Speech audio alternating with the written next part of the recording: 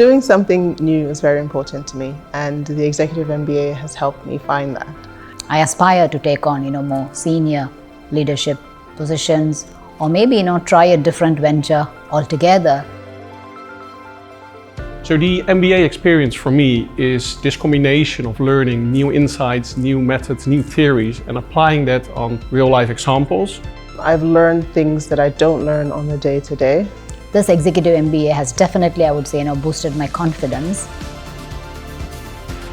I'd describe my cohort as a combination of curious minds.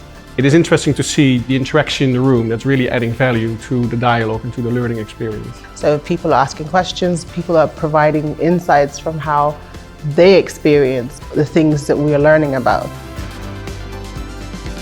Being here in a space where I can get to try my hands at new things and see myself excel have been the highlight of it for me.